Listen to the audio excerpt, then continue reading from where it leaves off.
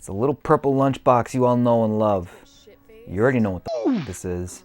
I'm Mike Dangerous, and this is Talking Shots.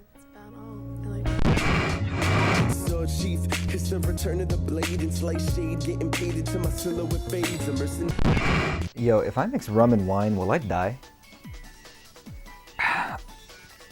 Nintendo, a little Japanese company that made your childhood. It's 2001, and the N64 is getting old. Cartridges? What is this, the Dark Ages? It's the new millennium, and it's all about that DVD technology. Nintendo couldn't rely on old practices anymore. With Sega out of the market and Sony and Microsoft picking up steam, Nintendo had to catch up. No more cartridges. Instead, we have tiny DVDs. It had to have a sleek design in line with the PS2 and the Xbox. It's a lunchbox. It's got a little handle on it. And now for some GameCube ASMR. Hear that plastic crunch? Oh, the money shot. So when paired next to its competitors, the GameCube definitely looked like a child's toy. And given Nintendo's reputation over the years, it's a fair assessment to make. But don't let its size fool you. This little boy packed a pretty big punch for being a little boy.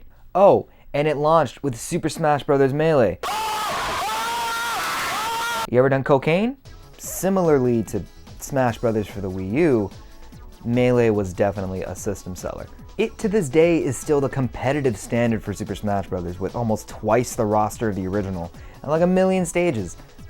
If you're in the mood for something more casual, Mario Kart is always a fun staple. This one had 2 people per car, and that doesn't seem safe at all. I would know. There were also like 5 Mario Party games if you really wanted to lose all of your friends. One of them, you're on a cruise ship and is lit. And that one came with a microphone, so you could talk all that good.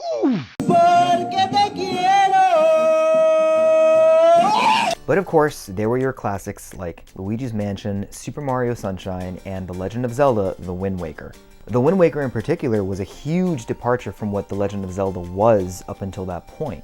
Gone were the realistic and dramatic designs of Ocarina of Time and Majora's Mask, and to a greater extent, the Space World 2000 tech demo. Instead, we have this expressive little boy, and fans didn't like that at first, no. And that's 100% the reason why Nintendo started listening to My Chemical Romance and wearing all black when they developed the follow-up, Twilight Princess. We all have an emo phase. Not me, but most people. Just kidding, I love Brand New. Are they emo? People say they're emo on the buzz feeds or whatever. I dropped out of school. However, Wind Waker has grown a bit of a following, and there's a good reason for that. The story gets me all teary-eyed. When Link's grandma's waiting all sad, and when you leave her home on the island, she gives you the tunic, I cry. On sight. And secondly, this is a beautiful game, made even more beautiful with the HD remake on Wii U, which no one bought because it was on the Wii U. The Wii U is a dumb name. I'm still mad about it. The GameCube seemed to be the platformer in which Nintendo reinvented a lot of its franchises. The Metroid series had been dormant all throughout the N64's lifespan, only making an appearance in Super Smash Bros., so it was about time that the series would make another appearance. Only problem, Metroid had never been done in 3D up until that point. A big reason a Metroid game was never developed for the N64 was because they had this weird Trident boy. What is this, Nintendo? I don't have 3 hands. The GameCube, however, had a much more ergonomic controller. That, alongside the new hardware, Nintendo gave us Metroid Prime in 2002. You want to talk about changes?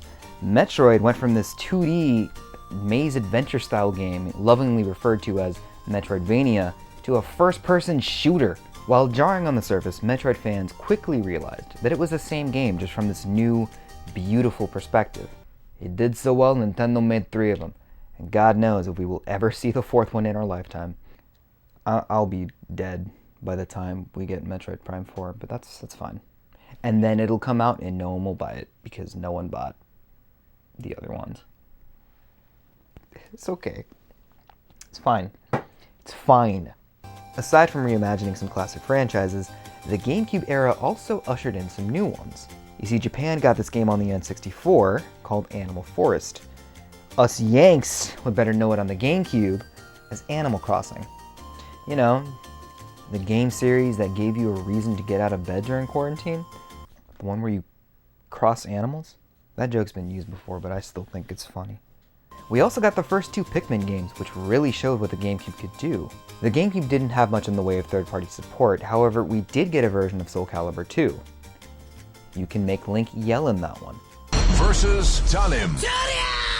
The GameCube also had some quirky accessories for the time. The GameCube player was a nifty way to be able to play your Game Boy games on the big screen. Oh yeah, Nintendo had this weird thing where they pushed Game Boy connectivity in like all their games. Like with Zelda, for example. Four Swords Adventures, many people say, is best enjoyed with 4 other players playing on their Game Boy Advances, basically controlling one of 4 links with a GBA system. They would kind of try to do stuff like that on Wii U, but didn't work. It's a shame because a lot of great games had this sort of cross-platform functionality, but I feel like not enough people took advantage of it. I mean, to be fair, you had to find 4 friends with a GBA. I have enough trouble finding 4 friends, period. If you were really into Mario Kart, you could play with other people online using Nintendo's broadband adapter. Nintendo is notorious for being behind the times when it comes to its online infrastructure. The GameCube was no different, especially when one of its biggest competitors, the Xbox, was a pioneer in online gaming on home consoles.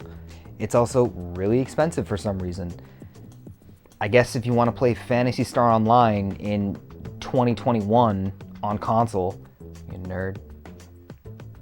Nintendo was also heavily invested in motion control for the GameCube. However, nothing during that generation would come to fruition.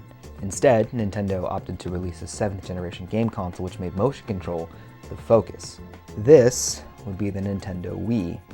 The Wii, for all intents and purposes, from a hardware standpoint, is basically just a GameCube, which is what made GameCube backwards compatibility so easy. Twilight Princess on Wii, aside from being mirrored for right-hand players, was essentially the same game as on the GameCube. The Wii would go on to be a huge success, as I'm sure many of you are well aware of at this point, because you have one in your living room collecting dust behind your Blu-ray player that you haven't used since 2011. See? That's what we do on the show. We call you out. Clean that out. Dust it. Do it. You nerd. Nintendo would once again have the weakest system on the market. However, they shifted focus to a more casual audience, like your grandma or your stepdad who gets really mad when the Colts are losing. This was reflected even in the way Nintendo treated their main franchises. The GameCube, while not the biggest success for Nintendo, was a really important time for them, for gaming as a whole, really. I mean, it was the first time we would see a Sonic game on a non-Sega console. Sonic Adventure 2 Battle releasing on their main rival's console at the time. Sonic Adventure 2 is interesting because it marked the end of Sega's foray as a home console and the beginning of them as a third party, ironically enough, on their biggest competitor, Nintendo. It gave us some bangers though. Rolling around at the speed of sound, got places to go, gotta follow. The GameCube really marked a new era in gaming. Gone were the days of the Nintendo-Sega rivalry. Gaming was growing up, and for a company that essentially survived because their first console was marketed as a children's toy, Nintendo had a lot to learn. Even though the GameCube wasn't the most successful console for Nintendo, it was the one that made sure that they survived in the new millennium. Nintendo did what they did best, and that was make sure that they gave you experiences that would last you forever. A sentiment that has driven the company since its inception, and one that continues to be felt even to this day, even if it feels like it's ran by a bunch of old men, which it is, who don't know how to make games work over the internet. I still get emotional when I play Super Mario Odyssey, bro. It's got dinosaurs.